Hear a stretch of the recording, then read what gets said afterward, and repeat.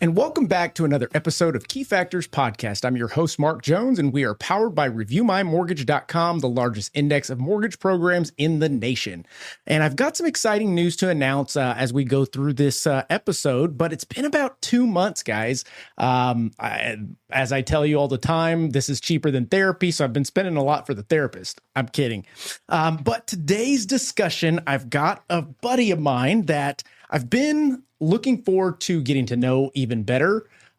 Looking forward to him sharing his journey with you guys. And, you know, without further ado, let me just introduce Rory Rogers. Rory, how you doing? Doing good, Mark. How are you doing today? Doing well. Pull that mic closer to you just a little bit.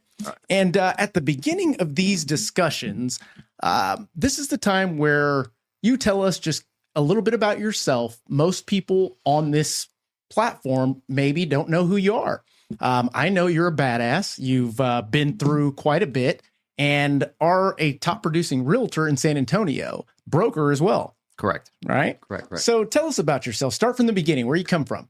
Sounds good. So I'll take it back to the early 2000s when I bought my first house in 2005. Okay. And that was a big experience for me. And that's kind of where my origins in real estate really started. My first transaction was $44,000. Okay. A house I bought for $44,000. In today's market, it would probably be worth about $300,000. And I learned so many lessons from that. And that gave me that gave me the ability to make decisions and brought opportunities in my life that no other decisions had brought. So I am like a true believer in real estate. Like, real estate has transformed my life, and that was the origins right there. That's awesome. Yeah. And very similar in that regard. I don't have a college degree. I went all the way 4 years and went, this is just not for me. I'm wasting time and effort when I could be making money. And at the time I was making money. So it was choose one or the other. But I didn't jump into real estate until another 10 years later. And like you said, it opened my eyes to opportunity, to all of the, I guess, things that you see that successful people are doing, but you don't know it's actually possible, you as the layman, until you buy that $40,000 property and you go, oh, okay, this is easy. Correct. Enough. Correct. Easy enough, I should say. So I bought the house. I paid it off within 2 years. Okay. I was working really hard at the time, working overtime. I had a roommate. Yeah. My roommate was paying the mortgage and the bills at the house with what I was charging him. Smart. And in 2009, I had some life-changing events. Okay. And I decided to sell that house, which was paid off. And I used that money to start my first business. Okay. And since 2009, I've been self-employed. Boom. I like that. Self-employed. That's a whole nother discussion in itself, and I'm going to bring it back to that because there's been a lot of chatter on the internet about self-employed people and they've gotten lucky or this and that. And chances are we did get lucky at some point in time, but it was putting ourselves in the right position to accept that luck, or so they call it. But going back to you and your beginnings, did you grow up in San Antonio? Where'd you grow up? Born in a small town called Alice, Texas. Alice, Texas. I have relatives in Alice. Do you? Yeah, absolutely. They own a couple of, several acres, bunch of horses. Yeah. Okay. The Delgados. He owns a boxing gym down there. Don't know them. Okay. Don't know them. Yeah. So I left there in 1985. Okay. That's awesome. I was born and I was very young in 1985. That's awesome. Okay. Yeah. So then I grew up here in San Antonio. And I go visit back. I have a ranch in Freer. Okay. We like to shoot guns and things like that. And we'll get into that. Sure. I need to take you out there and do some shooting. Yeah, absolutely. Yeah. So I guess your family brought you to San Antonio, and before you got into real estate, before you became self-employed, what were you doing? What kind of jobs did you get into? Okay. So I graduated from UT Austin in 2002. And then I moved back to San Antonio. So now JC's a big fan. Okay, yeah. Big fan. Texas. UT? Fine. Oh, yeah. Nice. So I graduated from UT in 2002. And then I joined SAPD in that same year, 2002. Really? Yeah. And that is intriguing. I've had a police officer on the show before.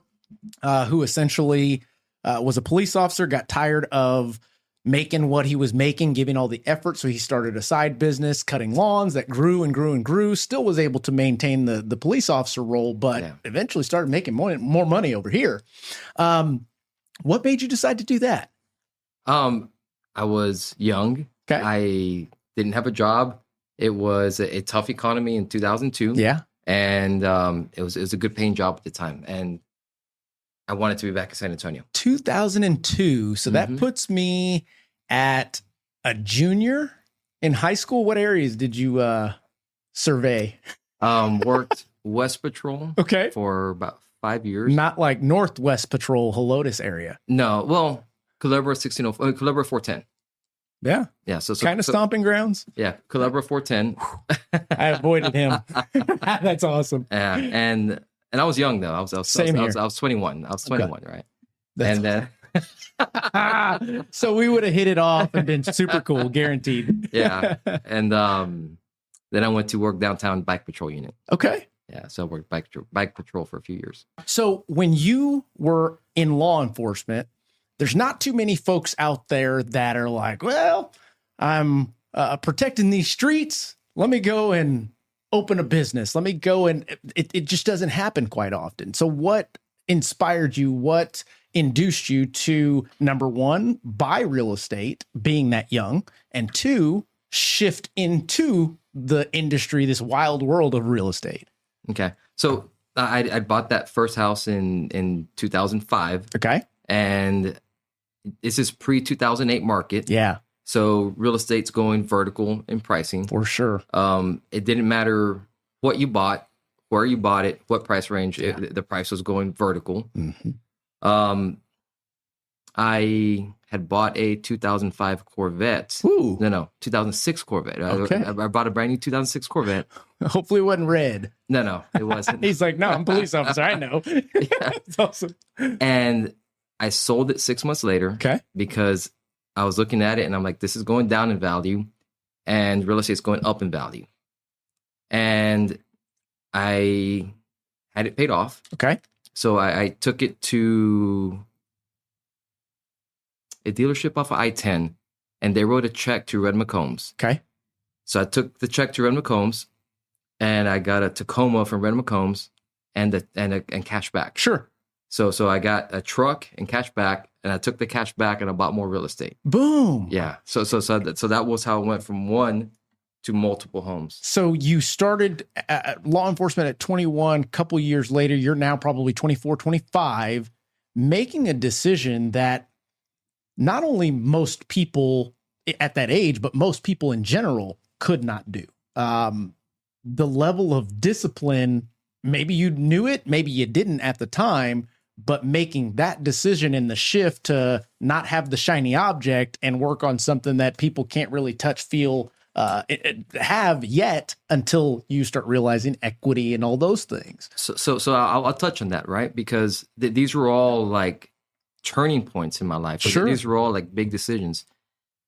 And I remember when I was buying my second, then going into my third house, my dad saying, be careful, te estás metiendo muy hondo. Right. Do you know? Right. Absolutely. Okay. Absolutely. So translated into English, that means you're getting in too deep. Yep. Like you don't know what you're doing. You're over your head. You're over your head. Be careful. Use caution. Blah blah blah. Which I call that a very scarcity mindset. Yeah, my dad was the same way. A very disempowering belief system. Very go to school, make good grades, get a good job, live a good life, retire mindset. When instinctively, my decisions, my choices, my intuition was, I can't go wrong. I like this is like, I see the vision, I see the plan, I see what's happening, but yet the people I know, trust, love, absolutely, who should be giving me good advice are telling me in a very subconsciously in a subconsciously impactful way by giving you metaphors. Yeah.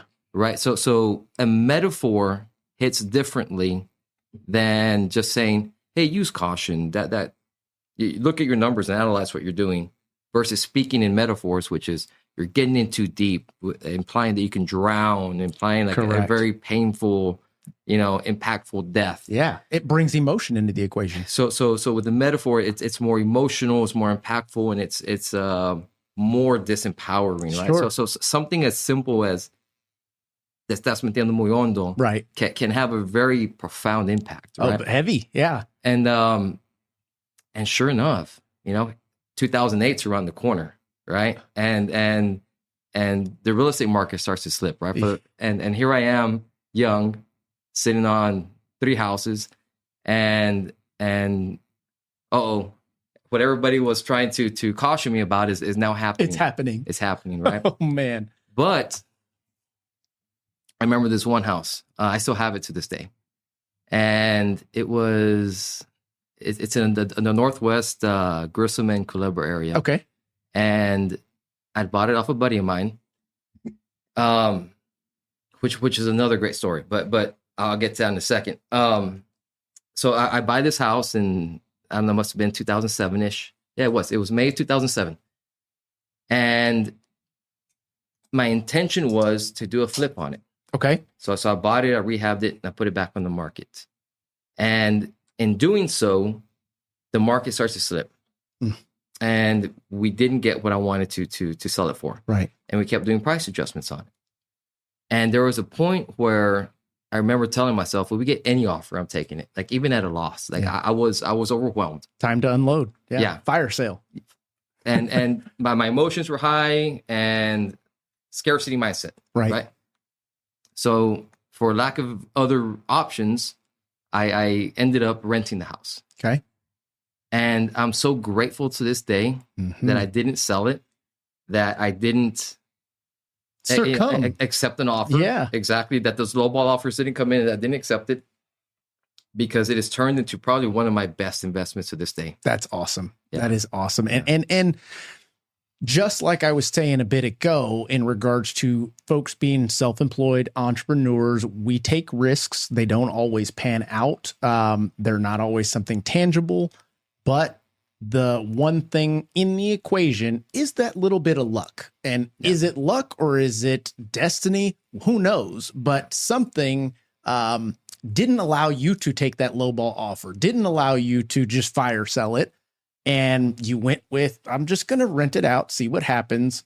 And luckily, so the lesson that came from it, right? And what came like really empowering from it was, I remember renting a house, and I'll say it was $1,000 rent I was getting off it, right? And I was cash flowing maybe 10%. Okay. Well, then as the market started to go down, my taxes started to come down. Yeah. So my mortgage got readjusted, and I was paying less on taxes. So then instead of having a $900 payment, I started to have an $800 payment, which then means instead of cash flowing 10%, now I'm cash flowing 20%. So I had a 100% increase in my profit margin, right? So to this day, I still carry that with me. And that's why last year I had the mindset where even if the market crashes, even if the market dips, I don't care. Right. I'm not going to sell in the short term. And as long as I hold on to it long enough, I'm going to win. And even if it crashes, I win. Right. If the market goes up, I win. If the market stays the way it is, I win. It doesn't matter which way the market goes. I'm going to win. I'm all in. And I'm going to give you more credit than you're giving yourself in that regard, because it wasn't that you didn't care. It was that you had already realized that if I buy real estate and hold it, I'm good. In time, it's going to earn its value. It's going to recoup from its ebbs and flows, etc. Why is that the case? Because history tells us that. We can always take a snapshot back. Matter of fact, JC, if you want to throw that reference up real quick, just to show this as a visual. Not that, but thank you guys for subscribing. We're up to 23,600, and we probably need to put another video out there pretty quickly. Let's see here. We've got historic home values for Texas. Boom. There should be like a map. AI mode. No. Come on. Everything is AI. Okay. So if we pull this guy up here, Let's see if it'll let me. Oop. Yep. Okay, so let's bring it back down. See if it'll let me click on it. There we go. Okay, so what we're talking about here is this chart. Oh my goodness. Can I get some? Wow. Okay, me and technology this morning, y'all. Let's do this. Let's cheat the system.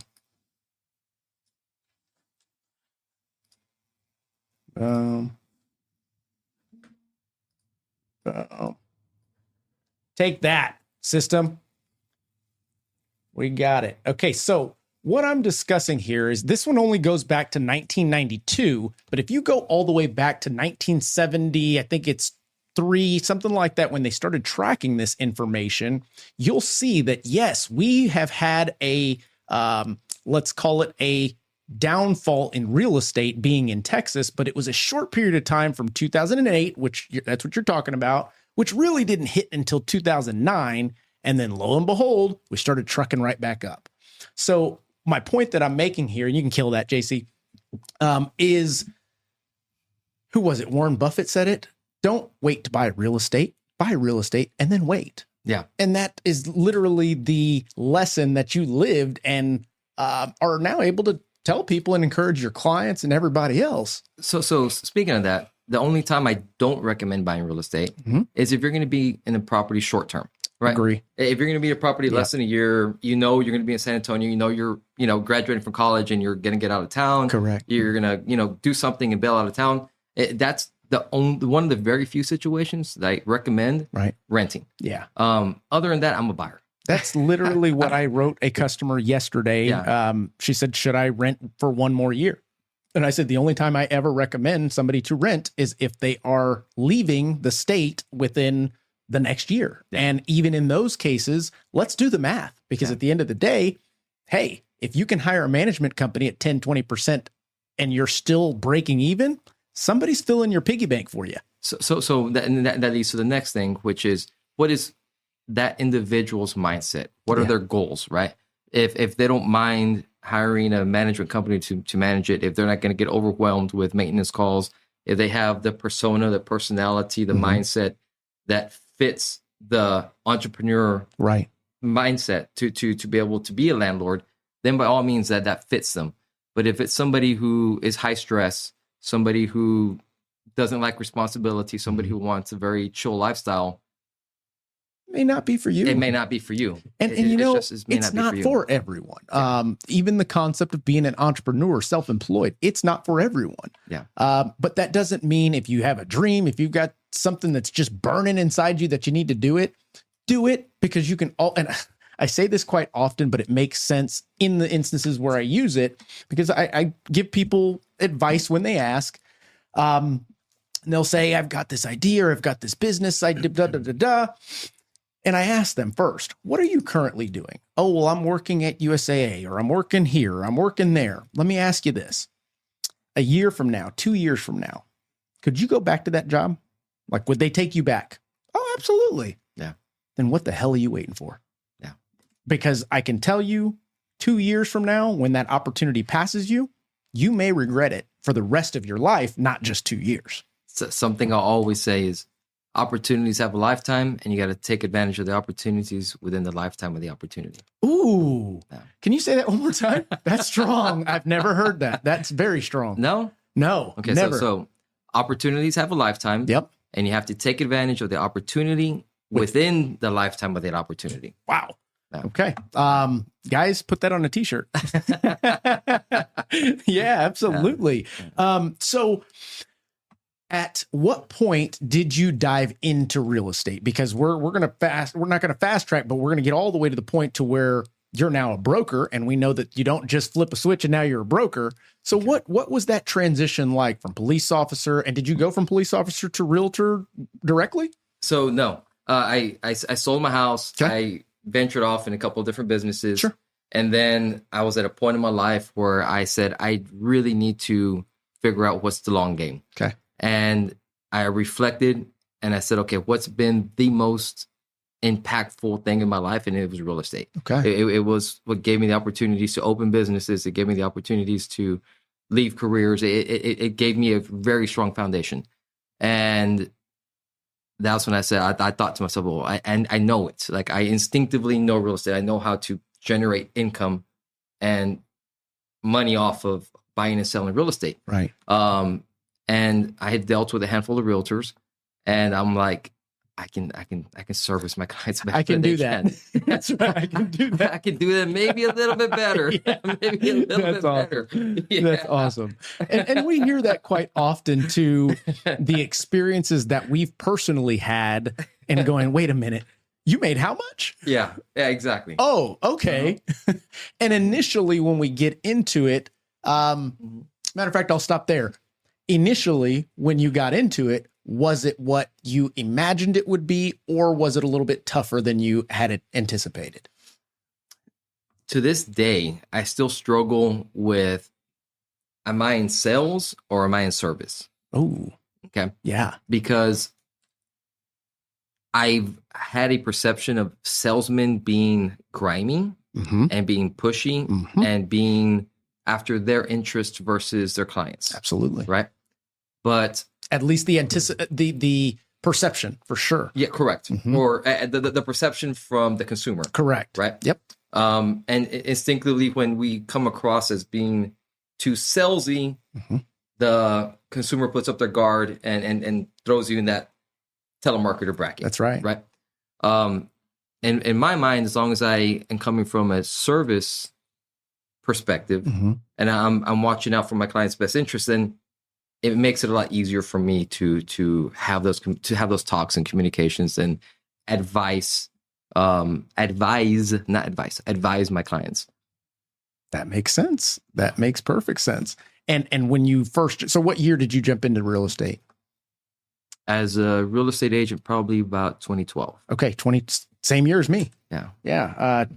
January, February, March. So we're the same age. Right? Yeah. But you're better looking, brother. You got it going on. And we're going to talk about the health stuff a little later in this discussion. So stay tuned, guys. The idea of you getting in 2012, it was a great market in 2012. We had rates that were pretty low. Everybody was at least optimistic about buying homes. And as a matter of fact, I was using social media, one of the first to use social media to advertise and to post the closing pictures and stuff like that when nobody was doing it. But I'm not going to say I was the trendsetter in that, but you were the trendsetter. but the idea was it was starting to catch and become a cool thing to own real estate. Yeah. Then you had $1 million listings coming out. Then you had all these shows, reality TV, that made real estate sexy right around that time. And for somebody getting into the business, they're thinking it's all peachy. For you, was the first couple of years pretty tough, given that you had already practiced real estate as a entrepreneur, now shifting over to, this is my gig, this is my career? Yeah. So the first couple of years were very hard. Okay. Yeah. Getting the clientele, getting the referrals, and just building the network, right? Yeah. Knowing which photographers, which title companies, which lenders, and just having that solid network. I was kind of grinning to myself the other day because the transaction is getting super difficult. I'm able to call photographers and they're like, I can squeeze you in, I can do this, but industry favors at this point, sure, right? Because I've helped out so many people. Of course. I'm a big referral partner for certain industry people. So if I ask favors, that they help me out. They call it metir la esquina in Spanish. You watch my back, I got yours. Yeah. Yep. Yeah. That makes sense. Now, what was it like? Your first couple of years, typically we focus on our sphere of influence. That's what they tell you in the schools when you're going through. Make sure to get your uncle's, brother's, sister's, aunt's business. Yeah. For me, I have a very almost religious statement that I live by, which is, if we only did business with our friends, we'd all be broke. And the reason for that essentially is business and personal life, sometimes stuff goes wrong in business that is normal in our industry that the consumer, your friend, the layman, not knowing all that it takes on this side, can get offended, upset, etc. Now there went your friendship. Then you have the alternatives of, well, I'm seeing him be successful, I'm going to go over here. Or it doesn't matter about his success. I don't want him seeing my financial stuff, or I don't want him being involved in that because we're friends. So my response to that is, if you're still sending out pre-approval letters and praying your realtor send you the next lead, you're already behind. Top producers are winning because they're giving their agents more than just rate sheets and donuts. They're giving them LoanBot. With LoanBot, you can offer realtors a white-labeled, co-branded digital mortgage tool that they send straight to their buyers. It's like giving them a mini loan officer in their pocket. Available 24/7, fully loaded, and branded with your name and their trust. Buyers can self-diagnose, compare loan programs, check real numbers, search properties, and explore down payment assistance without blowing you up at 10 p.m. And the best part? You see everything, every scenario, every lead, every milestone. You're looped in the whole way. LoanBot isn't a widget. It's the referral machine you've been waiting for. Here's the deal. Your realtors can get it from us directly for $9.99 a month. But it'd be in your best interest if they got it from you. Either way, they're going to get it.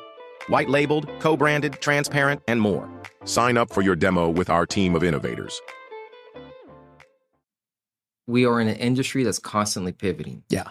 And what may have worked at one point may not work today or in the future, or may come back full circle. Amen. And I've been very blessed that my sphere and some limited marketing has been very effective for my career.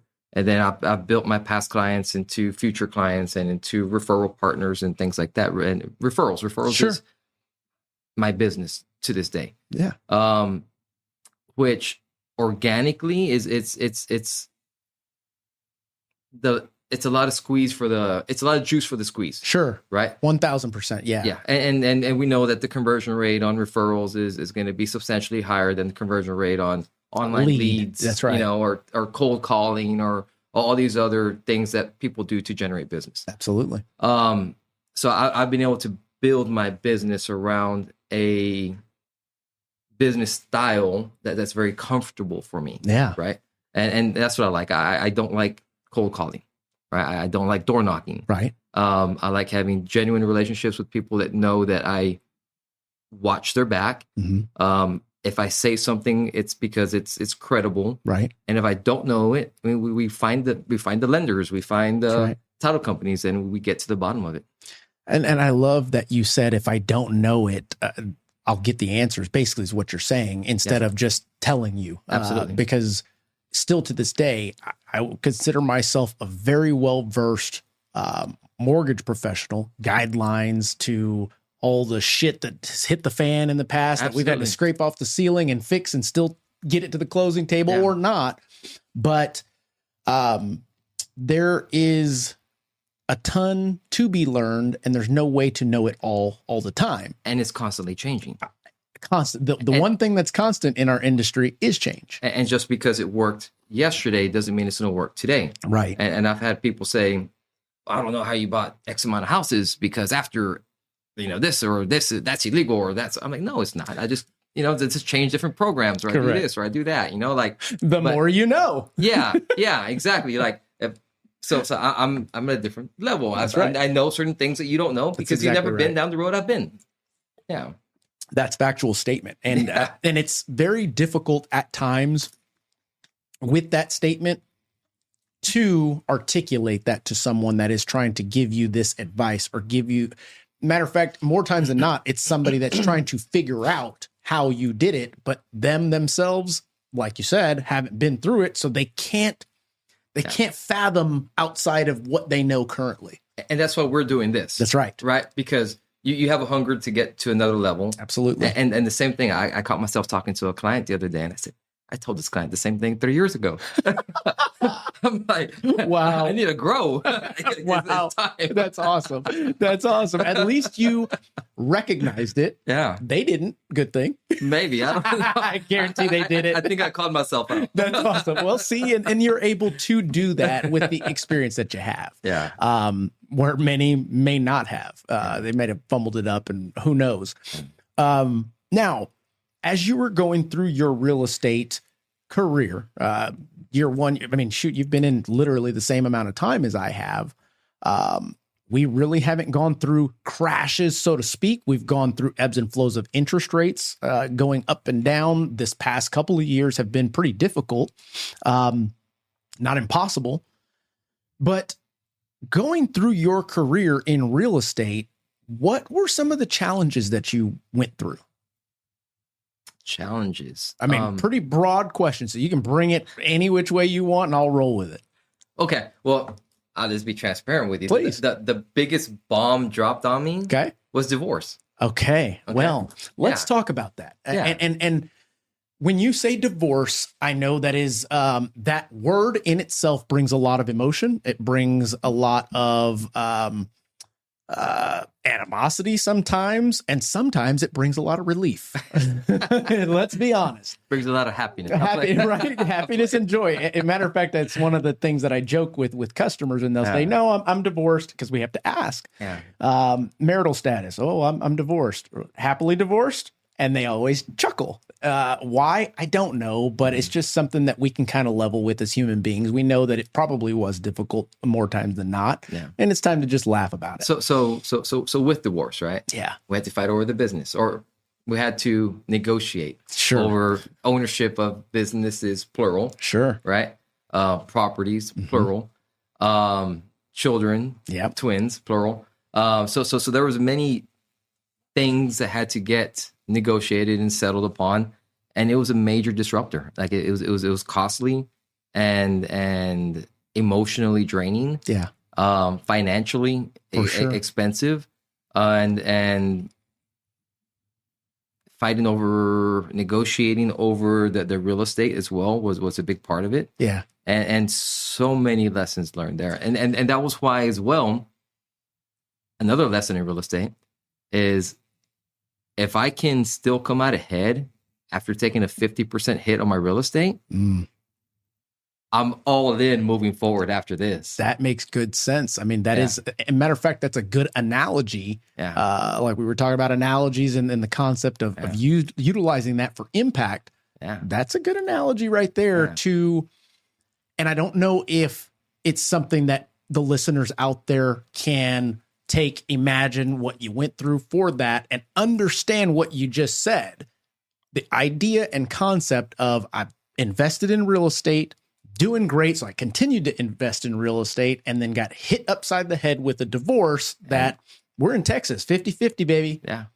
Boom, that's gone. But at the end of the day, I'm still going to buy some more real estate. Oh yeah. No, because because it's better to have something to split than have nothing to split. Oh, that's a good point. Right? That's a very good point. And I always try to change the narrative to something positive. Right. Right. I don't have to. I get to. Right. Right. And it's a blessing that there was assets. Right. That there were things of value that had to get negotiated. Sure. Versus other people I know, they get divorced and they go, "Oh, it's simple. There's nothing. There's nothing. There's nothing to fight about." So she kept the car. I still have to pay for it. It's on my credit. Yeah. We've seen it so many times. Yeah. So I always say my problems are other people's dreams. All right. So I had this big problem. We had to negotiate this real estate and the divorce, but my problems are other people's dreams in reality. Wow. That's a great mindset on having gone through something like that.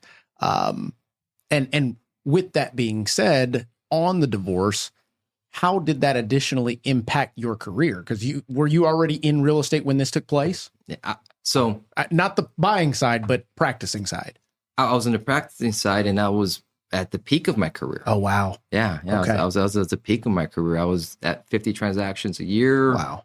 I had a good team. I had an office 1604. Mhm. I was on a growing phase of the business, and then here comes divorce. Wow. Yeah. Well, came out the other side looking all right. Yeah. So and you asked, like, so what was the biggest challenge? Sure. And that was a big challenge in maintaining the business For sure. and then getting through it, and then now in a difficult market Right. with interest rates what they are, getting back in the feed and rebuilding. That's right. Rebuilding. And we've had that as a topic on this show many times, is the idea of rebuilding. What in you, what is it, innate? Is it passion? Is it advice? What was it in you that said, you know what, it is time to rebuild instead of packing it up and shifting gears or slowing down, or just continuing to maintain after you had already maintained it going through that, if that makes sense? That's a great question, right? And it's like, I know people that have kids and they're like, man, I just wish he wanted to do more. Right. Like, I wish that my kid wanted to go to college. I wish my kid wanted to work out. Right. How to make somebody want something, I don't know the answer to that. Man, I was going to ask. Right. So how do you make somebody want to do it? It's what is that movie? The Breakup. Nobody wants to do the dishes. Yeah, exactly. So why do I want to continue to grow? I don't know. So it is something innate. Yeah. Or for me, at least, or something I don't have an answer for. Right. I mean, you've got a college degree, so that's always in the back of your mind. I can fall back on. So yes and no. Okay. Yeah, yes and no. I will say that more important than a college degree is the mindset of continuing to learn every day. Amen to that. Because I know people that at one point were very educated and they have stopped learning. Yeah. And they signed up for an echo chamber. Yeah, and their education is obsolete. That's right. Like, if you have a degree from 1995, and you think you're still relevant today, everything you learned then, for the most part, it's not going to keep you on the cutting edge today. Well, that I'm going to take it even a step further because I love this topic. Not only did that what you learned stop, but also, as we evolve as humans, our technology, the way of life, our trends, the way we learn changes as well. Correct. So if you're trying to implement 1995's learning habits in 2025's environment, you're going to have some difficult times. Correct. And the idea of learning every day, it's totally possible. It is. I'm an example. Yeah. So like, I never look back and say, well, I have a college degree. Like, I don't care. That was 20 plus years ago. Touche. You know? So unless I've been learning for the past 25 years, that's what makes a difference. That's what makes me relevant today. And mortgage. Imagine if I'm talking mortgage from 2002. It's a complete different world. Oh, totally different. All the disclosures are different. Interest rates, programs, everything is different. So I can't say I have a degree. Nobody cares. Like, that was so long ago. That's right. And unless you've continued to learn and you're up to speed, that's what the degree resembles to me, is I have a willingness to learn. That's what it means. And unless I have that willingness to learn, I will be obsolete. You know, I've mentioned that topic of education, college degree on many of these episodes, these discussions, and outside of this. And no one has put it in that way, in the idea of, so what, you got a college degree, are you still learning? Yeah.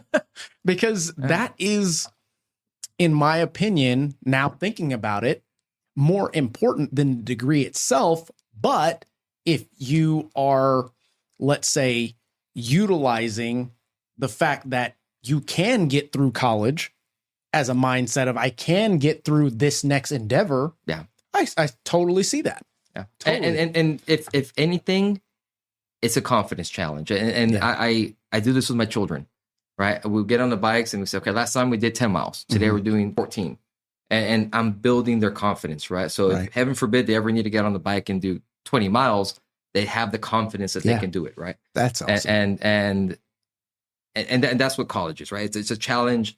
You know, you have your set of challenges to get through it, you know, finances and tests and exams and finals, whatever the case is. But once you push yourself through that, then you got this confidence that you either get through college or you get through real life, right? You get through business. Do you pay your mortgages? Do you pay your taxes? That's right. That's right. Do you have a profit at the end of the real year? Real world implications. That's right. So it's another form of a confidence challenge, right? So at the end of the day, do you have a nice car? Is it paid for? Do you got money saved? Are you healthy? Or you got a healthy wife? You a happy wife? Okay, you're winning. Right. So you keep building your confidence and you keep building on it. Man, that's another good way. Your perspective on some things is fascinating, and not in a weird way. It's like, I did not think about that concept right there. The idea of winning because of these things, in addition to parlaying that with what you've learned in the past. I mean, it just can continue down that road. So I applaud you for having that mindset.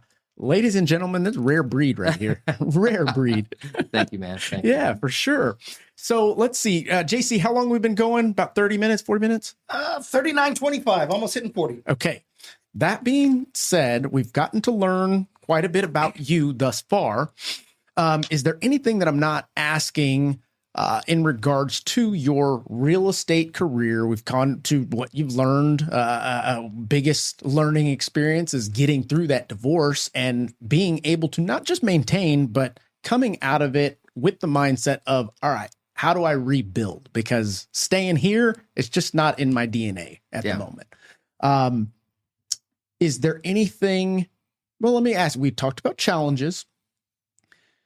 What are some successes that you've had in real estate through that journey? And you can even bring up the concept of you becoming a broker. At what point was it, you know what? I've done the real estate thing. I've been a good sales associate. I've had my fiduciary responsibilities fulfilled. I've built my referral network. I think I want to be a broker. How did that come across? Okay. So I don't know if I'm going to answer your question. Okay. Okay. But I am going to go on some lessons I've learned along the Please way do. that may be relative there. Okay. One of my regrets in real estate is selling properties. Okay. I remember the house I bought for $44,000. I sold it for $110. Right. And back then I told myself, quitting while you're ahead is not the same as quitting. Right. Age old saying. Yes, sir. But I regret saying that because had I refinanced it. Yeah. Right. Had I refinanced it, pulled some equity out, maybe leveraged, pull out 80% equity. Yep. Right. Now there's great loans out there. Absolutely. Right. And then what are they called? You've got DSCRs. You've got all DSCR. Absolutely. A DSCR is a loan that I've utilized recently. I'm telling you, I've done more DSCRs in the past 6 months than I ever have in my career. Okay. So yes. I feel DSCRs are trending right now. 1,000%. Okay. And why? Because they're simple. They go up. DSCR in stands addition, for go for it. Keep going. debt servicing credit ratio. Yes, sir. Right. So as long as you pull in $2,000 a month off this property, you can give a loan for $2,000 a month on that property. As long as it's a 1-to-1 ratio for the most part. 19,999. If that makes sense, you've got to have at least $1 in profit over that DSCR ratio. But you're on the money. Okay, but you are on the money. But I'll say this: the dollar is very subjective. Yes, sir. Yes, sir. To being able to accomplish that goal, let's say you, and I'm going to break it down for our listeners real quick. This concept of DSCR comes about when you have an investor that has already, they've got their primary, maybe they've bought investment properties to hold, maybe they haven't, but this idea is buying investment properties to hang on to that allows that buyer, whether they have maxed out their total properties that they can finance on the secondary market. Now they have to go alternative financing, or maybe they're self-employed and they write off too much. Well, the DSCR has nothing to do with your income. It is literally focused only on the rent that could be brought in or the rent that's already being brought in, which should be at least $1 over what the mortgage payment is going to be. We pull credit. We look at assets. We look at the debt service credit ratio, and that's it. Yeah. Go for it. Yeah. So I'm glad you mentioned credit. Right? Yeah. Because credit's a factor in there. Absolutely. Yeah. So credit and in income that the property produces, with those two factors, you can pretty easily cash out, refi, Right. and use that money to leverage and grow. Absolutely. And another thing to add to that, another reason why I believe that the DSCRs are becoming more and more popular right now is you've got higher interest rates as an investor going into a conventional loan on the secondary market because investors are investors of the loan Secondary purchases, market. correct, are, I'm not going to say they're trying to steer investors away, but they want to give primary buyers an opportunity. So those rates are much lower when you're buying as a primary. When you go DSCR, they're almost the same kind of rates you're looking at within about a point and a half of your primary residence. That additionally, you have the whole world, or well, the whole United States right now, first-time home buyers are scared to buy real estate. We're finding that people that have owned real estate understand the concept of equity, understand the concept of somebody else paying off your mortgage is going, how do I buy more right now? Yeah. And that's what's happening. Yeah. I love it. So you're utilizing that program. So that's how I bought Say it. 8 houses last year. Kaboom. I was waiting for that. I'm like, is he being modest? So in 8 houses over the last 12 months, what did that total as far as real estate value? What does your portfolio look like? Well, I'll just say last year was an acquisition of about 3M. Okay. Yeah. Okay. So just like that, a decision that he made in the preparation, because obviously you have to be prepared on the credit side, on the asset side to be able to do something like that, but also the mindset to strike while the iron is hot. Everybody else that you talk to that is listening, watching this is probably going, I don't know about buying real estate right now. I don't know what the market's going to do. Rory was like, I'll take that one. Yeah, they're like, I'll take them all. I'll take all of them. It's awesome. Yeah. So like I go back to May of 2007. Okay. When I bought the house and the market crashed, right? So that's what everybody's fearing right now. Absolutely. Everybody's seeing inventory rise. Mm-hmm. They're seeing days on market rise. They're seeing interest rates rise. They're seeing affordability hit peaks, this and the other. So everybody's fear is through the roof. Yeah. Right? And I'm like, I know how this ends. I've seen this. It's a rerun. What everybody is telling themselves, I had people telling me. That's right. Was that 18 years ago? Wow. Yeah. I'm like, I know how this book ends. That's right. I'm in. How cool. And being able now, I applaud you for that. My wife and I did also one of our regrets. We had investment properties back in 2019. We unloaded them all. We went, okay, it's time to take that money, buy a house that we want, and let's take the rest and start flipping houses. I kicked myself in the ass because we should have held on to it. Absolutely. Absolutely. You should have done a cash and out I'm the refi. finance guy. You should have done a DSCR refi. You should have had somebody else pay those mortgages still, even if it's at a 1-to-1 ratio where you're not cash flowing on You're it. on the money. Right? Yep. But and I always say this, it's not always about the cash flow. Correct. Right. God, great point. Let's talk about that. So there's I call it the front end and the back end and the middle. Okay. Right. So the front end, I call it cash flow. Yep. Right.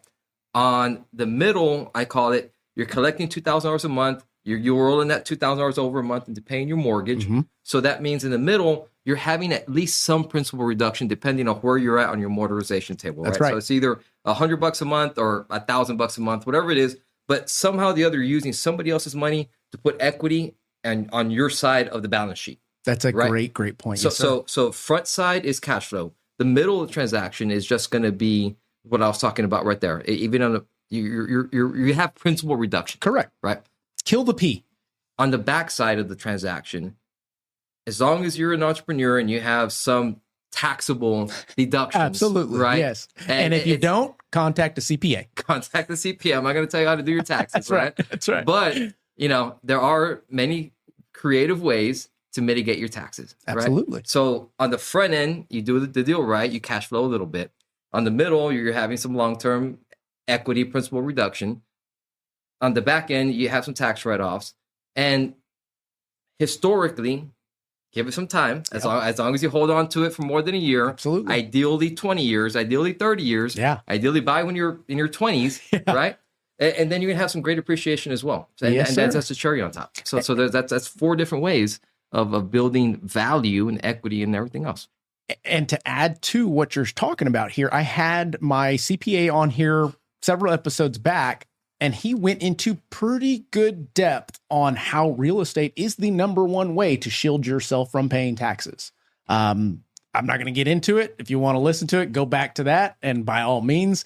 But there's some great tips that he provided to you listeners out there. And Rory, you're on the money. And the only thing I can add to that is mitigate your income tax. Yes, sir. Not your property tax. That's correct. Okay. That's correct. Okay, because I got a pretty until we receive enough tariff money, and all of a sudden we don't have to pay taxes anymore. But hey, I digress. Yeah. So we've gotten through just about all of the about you.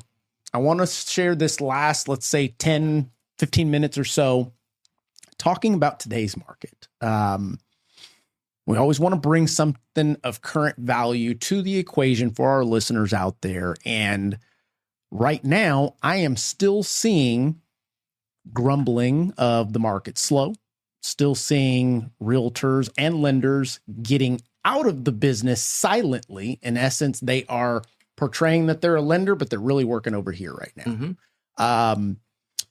We're seeing and hearing of all of the people from California, New York, even Florida right now are coming to Texas because of one reason or another.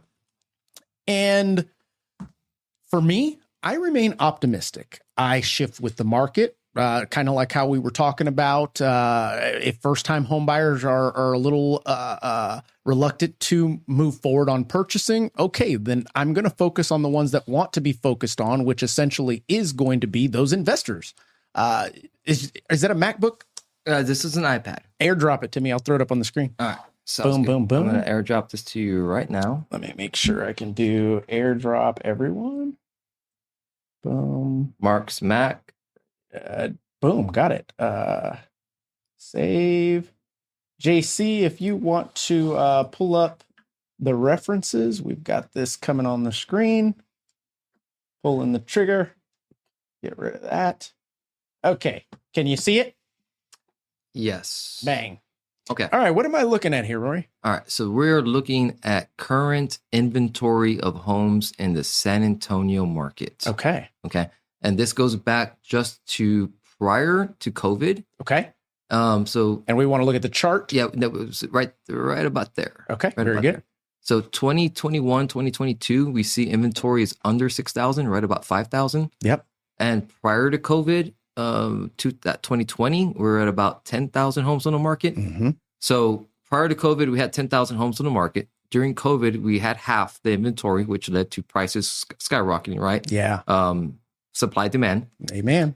And then if we go to the far right of that, 2025, we go to today, we're sitting at about 15,000, getting closer to 16,000. So right now, we have 50% more homes on the market than we did prior to COVID.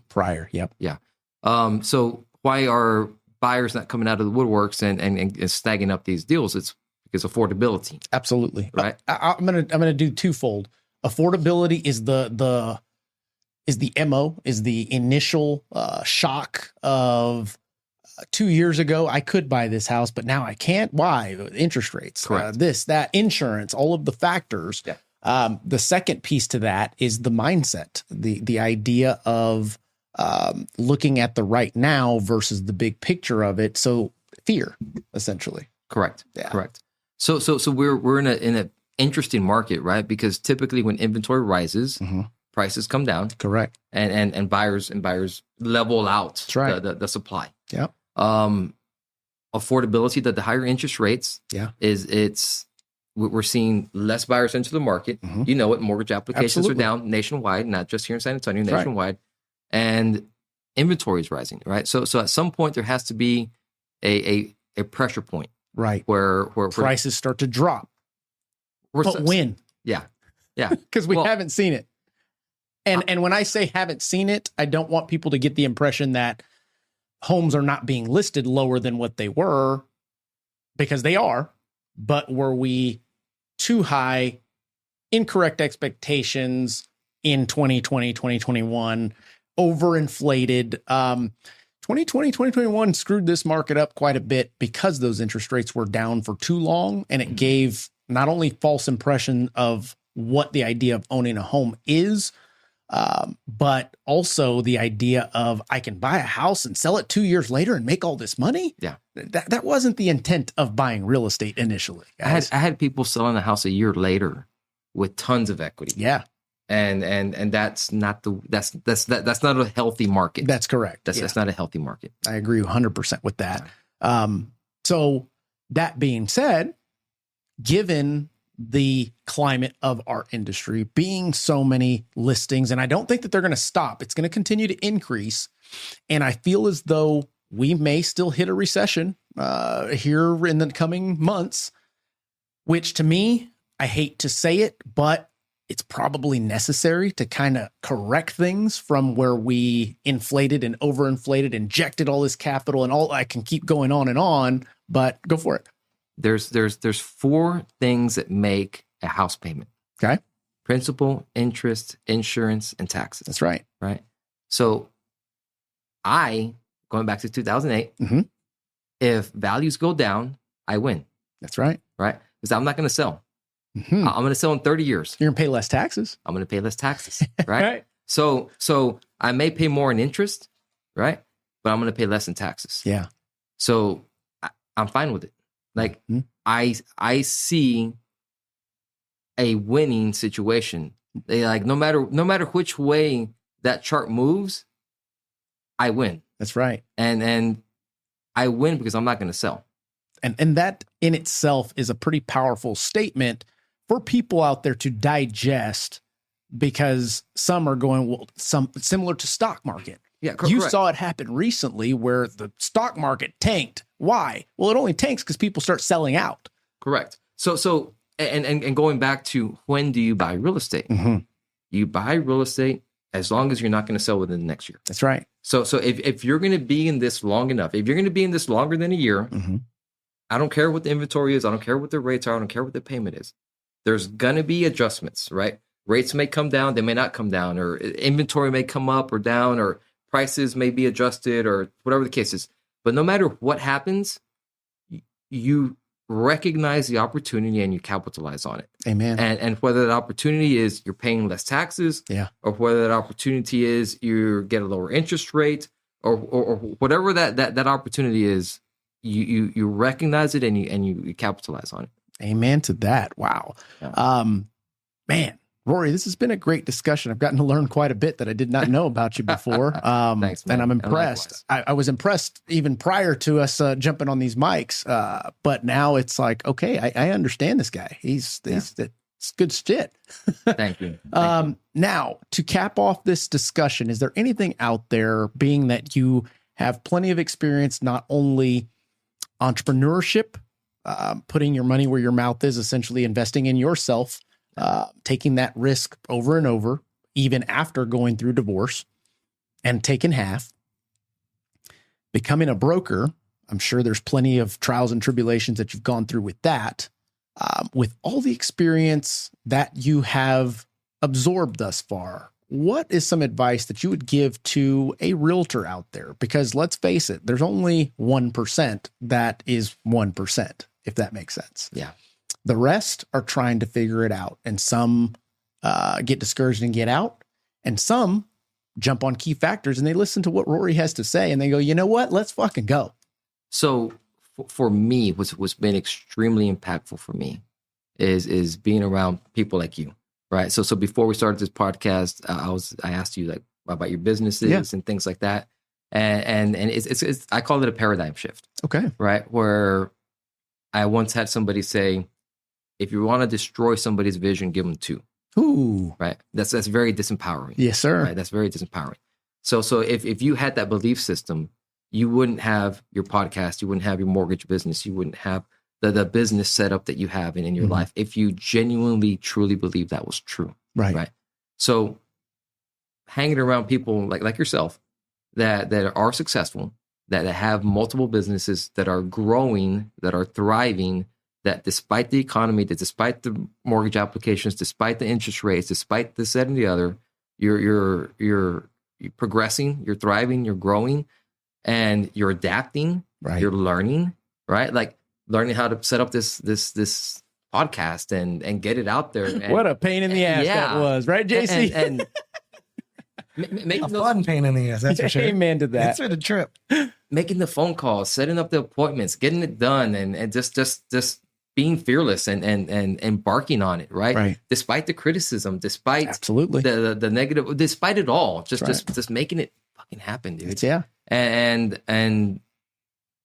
hanging around people that are on that wavelength. Yeah. That is what is going to give you the right mindset. That's what's going to give you the right perspective. Yeah. And that's what's going to allow you to make the right decisions. I heard the other day, every decision is made twice. Before the decision is made in real life, it's made in your mind. Mm-hmm. And that's so true. It is. Because everything that I've practiced in life, I've told myself in my mind that I'm going to do it before I do it. That's right. That's exactly right. Making a conscious decision that I'm going to do this. And despite the noise, I'm going to make it through to the other side, however difficult it's going to be. And I think the message there is find a way. Yeah. And you bring up something that I can share, this idea of being around not necessarily always like-minded individuals, because sometimes it's good to be around people that think totally different than you, but at least have the same mindset of continuing to learn. Correct. Being open to seeing new views. So different mindset, but empowering mindset. Yes, sir. Right. Absolutely. So I guess that's a better way of saying it. Yeah. And recently, and it's very cool that I get to share things like this, because throughout my whole professional career, I've experienced the level up effect, and it was both from the mindset, the work ethic, etc. But it was also getting in different rooms that I never thought I would be in before, that when in that instance, I didn't have any fear to ask the question that others would maybe shut up and sit in the room. Recently, when launching LoanBot, that was another experience for me. I had never been a CEO of a tech company out in the forefront, launching to 200 loan officers and having others that have already done something similar come up to us and, hey, let's talk. Let's see what this looks like if we put our brains together. Let's see. And it was just like, man, this getting into new rooms doesn't stop unless you do. Yeah. And that rings home to me. Absolutely. Yeah, man. Absolutely. Yeah. Rory, this has been freaking awesome. I appreciate this discussion. I appreciate you being so transparent with myself and our listeners. Is there anything else you would like to tell our people out there? No. I want to thank you guys for having me out here, and I feel bad we didn't talk more about you and your business, man. Hey, man, I'm an open book. We'll do that over beers and shooting guns. Okay. Sounds good. Deal? 1,000 yards. Amen. Amen. Yeah. But you got to wait for it a while. That's awesome. Ladies, gentlemen, and those out there, I do want to thank you guys for continuing to listen, watch the show, make sure to like, subscribe, because again, my promise to you, and more so than ever, is to continue to bring guests that will be transparent, that don't just talk the talk, but they walk the walk. They've been through it and are open and willing to share those ideals and their struggles and wins with you guys. And why is that? Because for us, it isn't lonely at the top, as they say. So we'd like to see more rise with us, as they say. When the tide comes in, it lifts all the ships. So essentially, be that rising tide in your community, in your spheres, in your life. And hopefully you find some value in this episode. And if you do, make sure to like, subscribe, and we will catch you guys on the next one.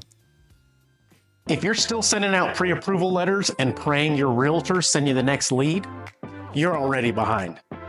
Top producers are winning because they're giving their agents more than just rate sheets and donuts. They're giving them LoanBot. With LoanBot, you can offer realtors a white-labeled, co-branded digital mortgage tool that they send straight to their buyers. It's like giving them a mini loan officer in their pocket, available 24/7, fully loaded, and branded with your name and their trust. Buyers can self-diagnose, compare loan programs, check real numbers, search properties, and explore down payment assistance without blowing you up at 10 p.m. And the best part? You see everything, every scenario, every lead, every milestone. You're looped in the whole way. LoanBot isn't a widget. It's the referral machine you've been waiting for. Here's the deal. Your realtors can get it from us directly for $9.99 a month. But it'd be in your best interest if they got it from you. Either way, they're going to get it. White-labeled, co-branded, transparent, and more. Sign up for your demo with our team of innovators.